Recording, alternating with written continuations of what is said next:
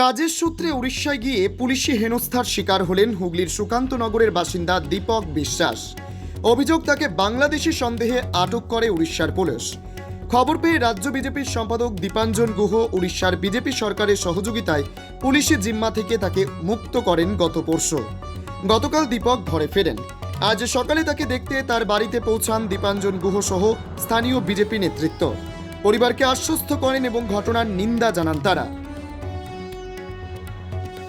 Bureau report, জজবাত 24 Bangla. Minimum তো আপনাদের এইটুকুন আছে যে আমরা বুঝতে পারছি না আদৌ কি হয়েছে, সেটা আমাকে বলবেন তো আপনার কাছে আশা করতে পারি যে হবে। তার পুরো হাত তুলে দিল থানা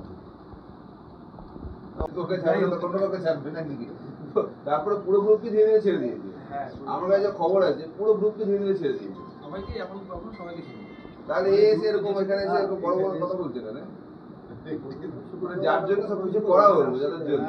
তাহলে এখানে এসে যদি এরকম একজন আরেকজন মিনিমাম তো ইয়ে থাকা উচিত। রাজনীতির আমি তো এতজন এত কিছু করি, কোনোদিন এসব নিয়ে কোনো ভিডিও করি না, কোনো কিছু করি না। আচ্ছা ঠিক আছে, আজ যখন নিজেদেরই লোক, এই বাড়ি আমার 30 বছরের বাড়ি, কোনো বিষয় হলো। আরে চল কালকে দেখছিলাম সেই মানে উল্টোটা মানে কি করছে, ঠিক আছে? হ্যাঁ, তো মানে আমি কি ধরনের সবকিছু করা কথা নিয়ে থানায় গেলাম, এই যে না ভাইটাকে থানায় নিয়ে গেলাম আমার সঙ্গে। থানাতে কি বললো, বলছে আমরা কিছু করতে পারবো না, হাত তুলে দিল। অন্য ডিস্ট্রিক্ট আর অন্য জেলা ক্ষেত্রে তাই আছে। কিন্তু আমি বিধায়কের কাছে একটা প্রশ্ন করতে চাই যে আপনি বলছেন বাঙালি বিরোধী বা ভারতীয় জনতা পার্টি, তো যখন এরা বিপদে পড়লো তখন আপনি কোথায় ছিলেন? তখন তো আমরা করেছি, তখন আমি করেছি।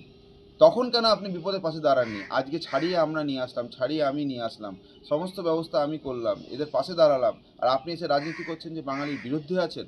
এই নোংরা রাজনীতি থেকে দূরে সরুন আর দেশের পক্ষে থাকুন। দেশের মধ্যে থেকে দেশের বিরোধিতা করার কাজ, এই ধরনের দেশের সুরক্ষার সঙ্গে খেলা করাটা আপনার উচিত না। দীপাঞ্জন কুমার গুহ, রাজ্য সরকার।